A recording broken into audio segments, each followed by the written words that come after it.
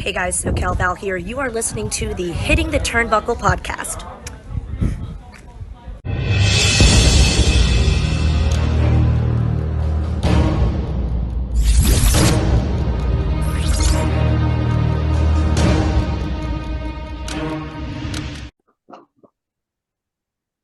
Welcome everybody back to the Hitting the Turnbuckle podcast for another British wrestling special, hot off the heels of Buckle Up, and as we fast approach Revolution Pro's Copper Box Arena event, and we are joined by someone who not only debuted at our co-produced show with Ignite a couple of weeks ago at Buckle Up, but a man who's also now the undisputed Revolution Pro British champion.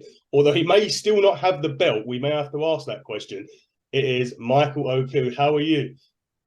I'm doing good, and no, I don't have the belt. I've legitimately lost it. Well, I say lost it; it was stolen, as you may have seen. So, but other than that, I'm doing good. It's I still have the title of the champion. So that's it. You got the title, just not the title in a sense.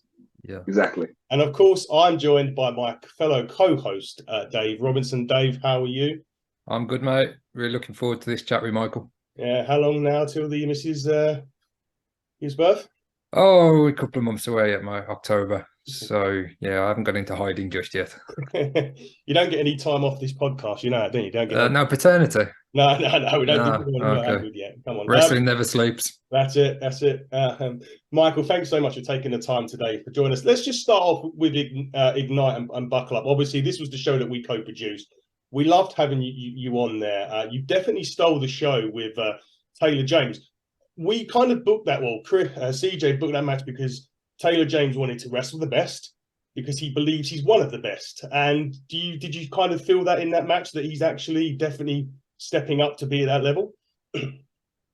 I think from that match, a lot of people who would go in and watch that show, I know CJ's big on putting the match on YouTube. I really implore that they check that match out from the show Buckle Up, because I agree, Taylor James proved that he is someone that should be talked about. You know, he went toe to toe with me. I'd say he kept up with me, but he more than held his own.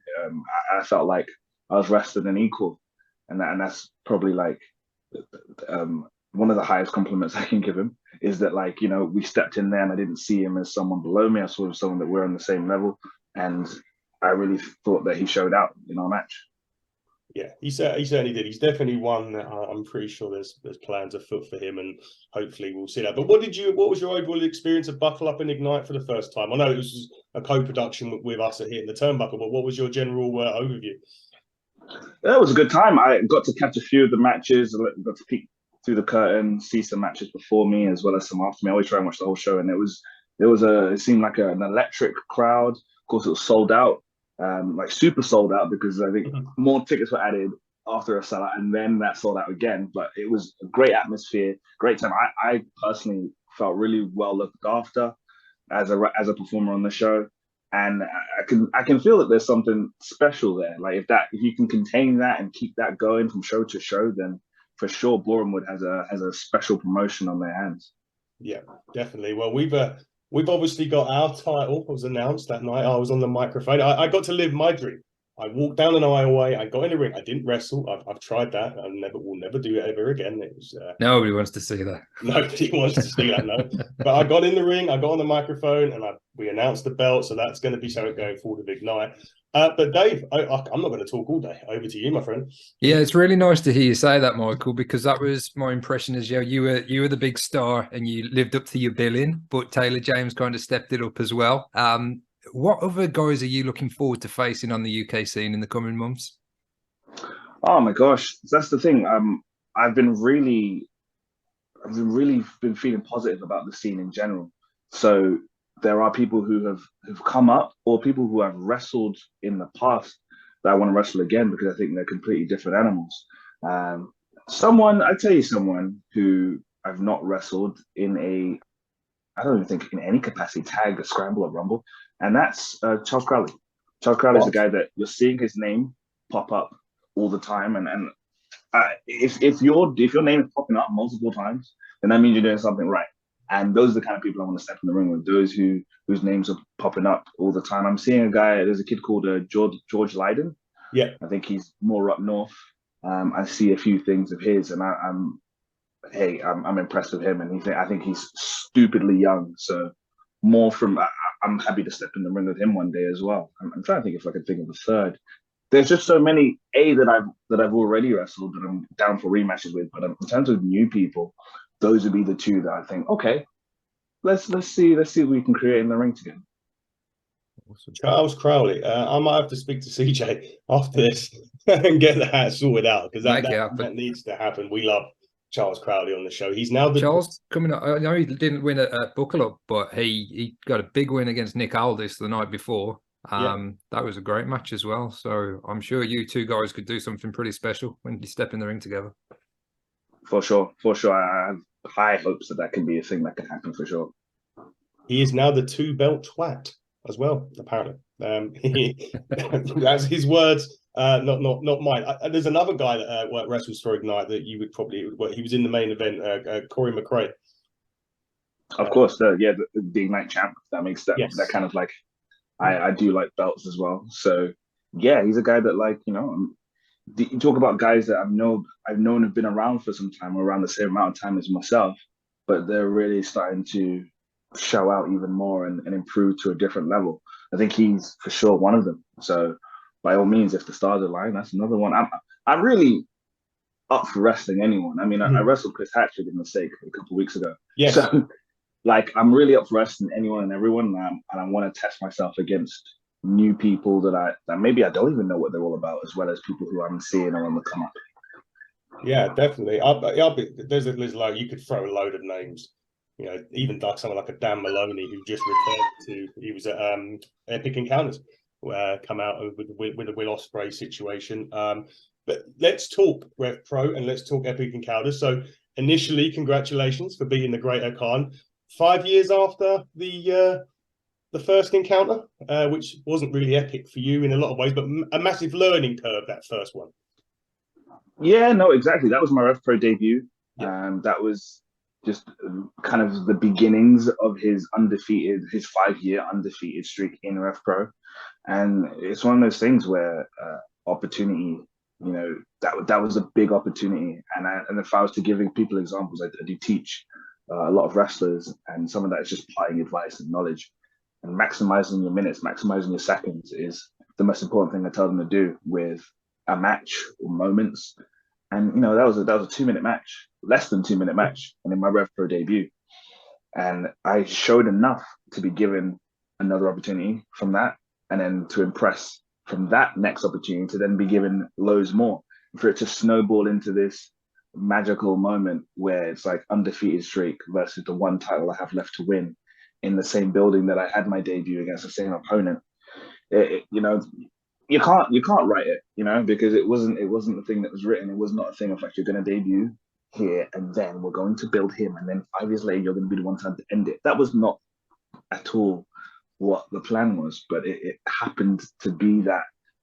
Nothing else made sense other than for that to happen on that fateful night. So yeah, I feel very fortunate, but at the same time, it was very like a symbol of like all the hard work that I put in. Oh, absolutely. You've earned it, Michael. Yeah, definitely. That was my Rev Pro debut, Epic Encounter. I'd never been. And I'm going again. My other half keeps trying to get me to go Sunday to the one at Great Portland Street. And they have just announced there was a match. Dan Maloney's fight on the card. That's Zach Knight, against Zach Knight, we've had Zach on the show before. So she keeps trying. She's really tempted to go. I think she's trying to get me to say, "Come on, let's go." But we'll see what happens, and we may end up going. But we're definitely going to one of the other shows. But we love the York Hall Bethnal Green. It totally blew us away, considering the way that whole show had stage, the pyro. It really felt like more than just a show, though. Yeah, no, it is a destination event. It's probably like, if you're a wrestler in the UK, that's the place you want to wrestle. Even if you do so many other big venues, and there are quite a few big venues and prominent venues, there's like a history behind York Hall, and there's something about the feeling you get when you wrestle there. There's the sound. It sounds different when you wrestle in that building. That like, it's not lost on me how fortunate that I am. I've been able to like not only wrestle there loads of times, but have great moments there. So yeah, no, like Your Call is a place that I recommend. If you're a traveling fan, I'm sure you would want to try and align your trip around the York Hall show. I recommend it because you don't want to miss that atmosphere. I would also recommend sitting where I was sitting because I could hear the commentators behind me, and it made me look like I was watching it on TV, but watching it live. So I had that part was amazing. Listen to Gio and co behind me talk. So I had the best of both worlds. So it was a fantastic place for me. One of the fan questions from a big Rev Pro fan, Dave the Mark. You may have met him before somewhere on a show. Which is your favourite venue to perform in the UK and why? Well, maybe I answered it by saying York Hall, Bethnal Green. It's for that reason of there are few independent wrestling venues where there are fans like above you. Most, if not all, of the venues, they're on the same, not even the same level, but like on floor seating when you're kind of performing to them. But it just adds to the scale when you can look upwards and you can see just a sea of fans that you're performing in front of.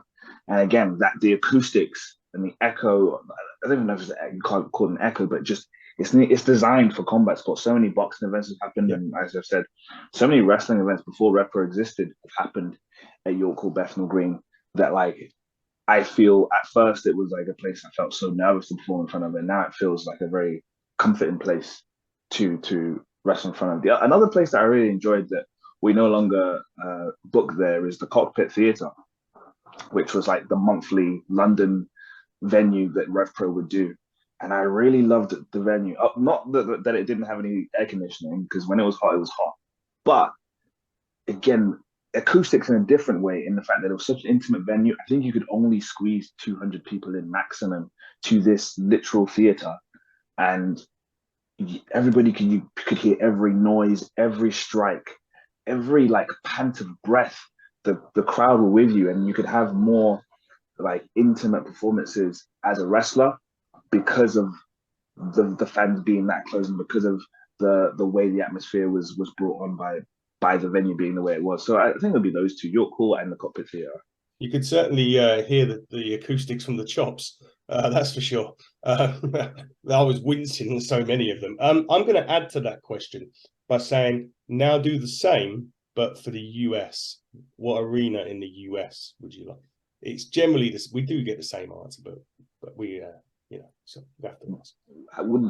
That I've wrestled in. No, you'd love to. This is a. Oh, if you could choose if someone tomorrow said, Michael, we can fly to America, you can wrestle in any arena that you want, where's it going to be? It's got to be Hammerstein Ballroom. Would be right up there, and then probably Madison Square Garden. That's the one. That's the one, obviously, that one everyone says. And then there's a small like honorable mention to Reseda, which was the original home of PWG. Like, just because I've heard nothing but like bad things about the actual building in terms of, again, it's like it's a sweat, it's just a sauna in there, it's a sweat box. But I've seen so many clips and moments that I don't even care if I'd be suffering in there. It's about what has happened in those buildings that make them special, that makes Madison Square Garden special, that makes the Hammerstein Ballroom special. That's why I'd want to do Reseda as well. Yeah, but it's been demolished, so it's a shame. Yeah. Michael, what are your kind of the UK scene at the minute is absolutely on fire. I mean, wrestling in general, not just in the UK, in the States, Japan. It seems a real boom period at the minute. What are your hopes for the UK scene moving forward? And the easy answer is that for it to continue growing. I really want it to be a thing where, a lot of people talk about the good old days of British wrestling, the boom, which was, before the pandemic. It was already dwindling down, I'd say, before the pandemic actually hit. So maybe 2019, it was on a downturn, which ironically might come up. But there was this period where it was just, you could just slap wrestling on a poster. You could just make a Twitter account and say, there's going to be wrestling in this part of the UK, and you could guarantee hundreds of people would flock to it. And some of the best wrestlers in the world were coming to the UK to be part of it, and some of the best wrestlers in the world were from the UK, full stop. So if there's anything that I'd like is just for that same energy to be fully brought back. It's definitely in a stable state right now. We rebuilt it, I think, successfully, in my opinion. But I want it to be that thing where it's even more. We do get inputs, but even more inputs are coming. And they're like, oh, I need to get to UK. I need. That's what I want back. And I want it to be a thing where the wrestlers from here are regarded as some of the best wrestlers in the world. I think a lot of it is just down to getting a spotlight on some of these guys, and that's coming. That's starting to happen. You're starting to see a few of us branch out more to go to the US, to go to Japan. But I think that's all I want, is want it to continue to grow and to get as big as it can get, to get even bigger than the so-called boom, and for us to just remain healthy for the next generation. Awesome. Yeah. And in regards to yourself, Michael, I know this is a difficult question to answer, because if you were offered an opportunity and it was a great opportunity with whichever company, you'd be obviously tempted to take it. But is there a company or a career path for you? Do you want to stay on the independents doing what you're doing, because you seem like you're enjoying it and you're at the top of the game, particularly, in the UK? Or do you strive to kind of go into an NXT approach, or is it Japan? Is there something for you that, stands out more than any of the others when it comes to those options? I think there's different reasons for all of them. I mean, the main thing that I would try, let's just say there was like an opportunity that I'd be fortunate if there was an opportunity where like all these different places offer me something at the same time. Yeah. The advice that I've been told would be to follow the numbers, not the letters. Don't be a mark for the letters, be a mark for the numbers. So whoever's offering me the most is where I should go.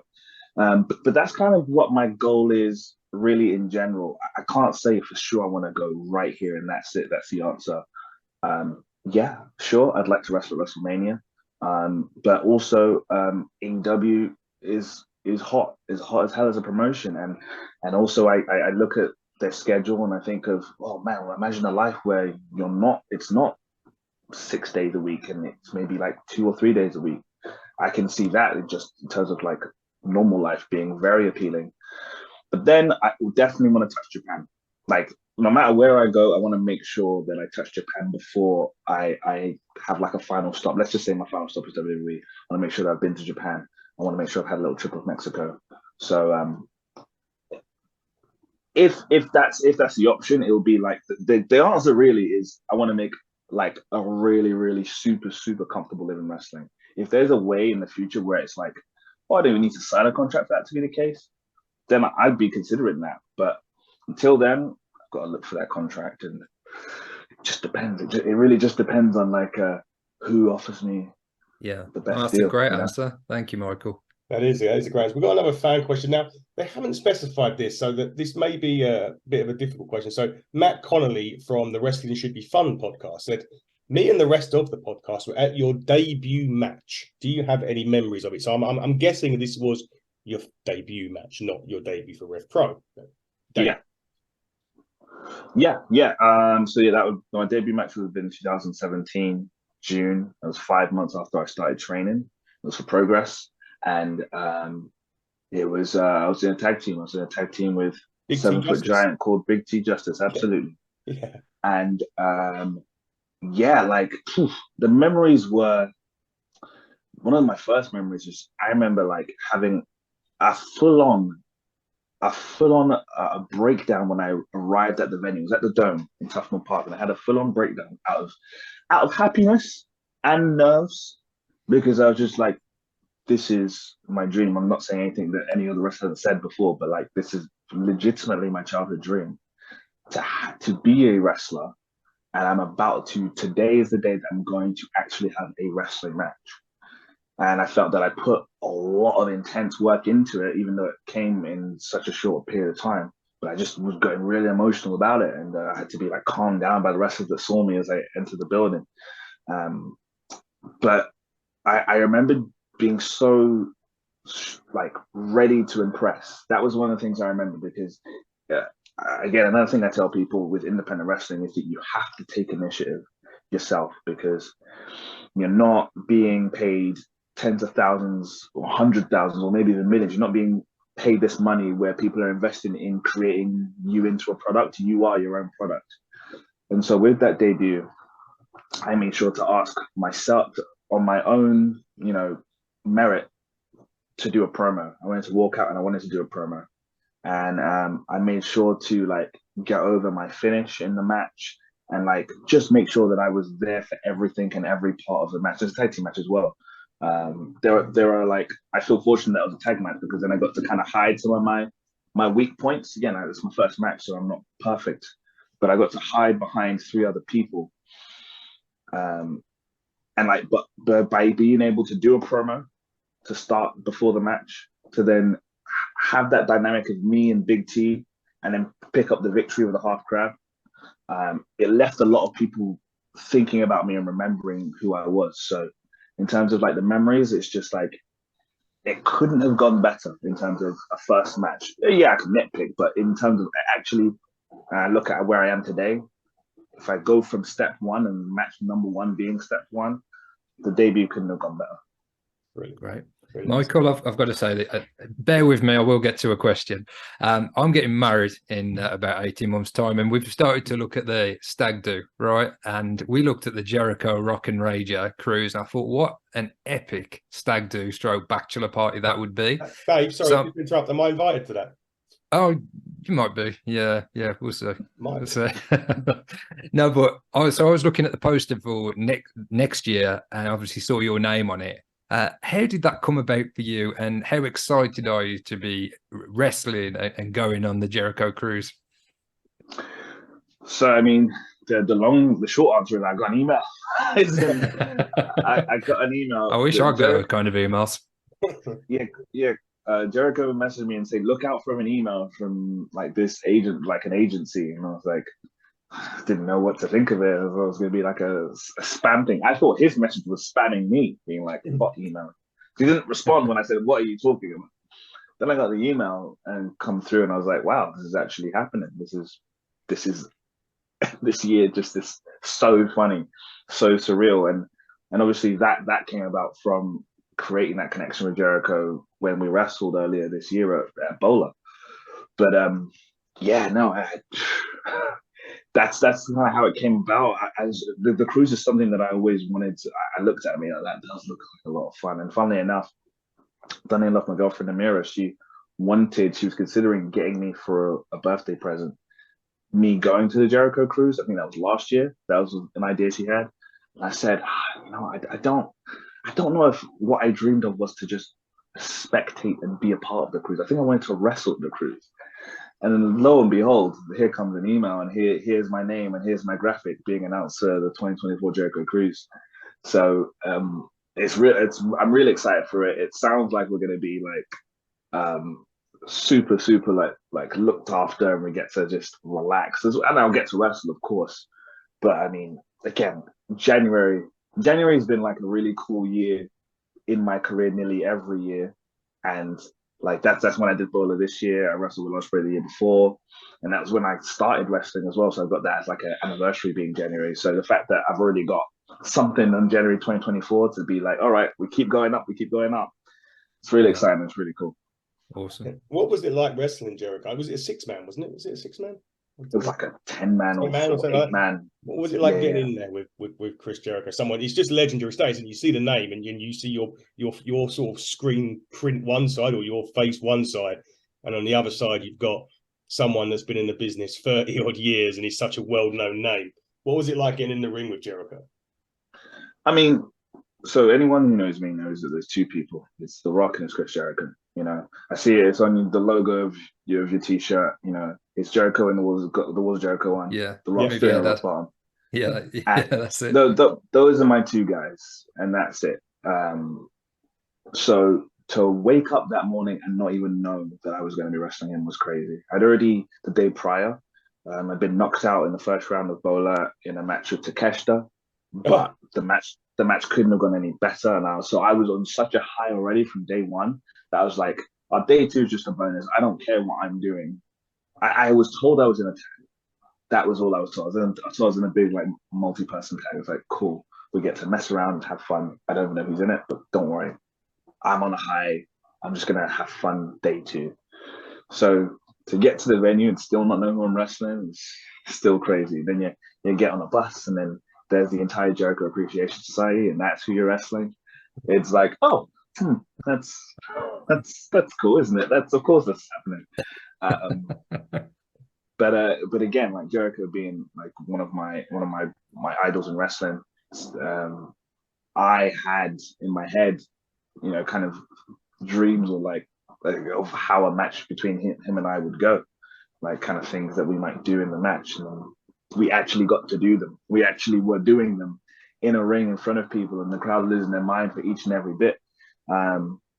It was like, the weirdest thing was how I wasn't really nervous, and the weirdest thing was how I was nervous up until he actually got in the ring during his entrance, because then I was like, oh yeah, he's a wrestler like every wrestler I've wrestled, and we're going to do some spots like other wrestlers do, and that was kind of the craziest thing about it. But I did enough. I think everybody did enough to impress, and then he got me on his podcast, Talk is Jericho, and yeah, you know, we hit it off since then. Amazing. Let's finish off with Copperbox. Obviously, Trent's run away with your belt. He scarpered pretty quickly out of Bethnal Green. Let's finish up with you giving Trent a piece of your mind ahead of that match. It's before at the end of the month. Go ahead. Man, I think I've nearly said everything I need to say. The main thing is that I worked so hard to get that title. I had to go tick every box and achieve everything in Rev Pro to finally get the heavyweight title. It's the Grand Slam, the first ever Grand Slam. And to only hold it for probably 2 minutes maximum before it's out of my hand and it's gone again, it's just like, oh, so the story always continues. He probably wanted to hold it because he knew that like he wasn't going to win it and he's never going to win it. So this is his best chance of just getting to feel like a champion. And that's fine. That's fine. But he's going to have to meet me at the Copperbox. And if that's what he wanted, well done. He's got it. He's got the match.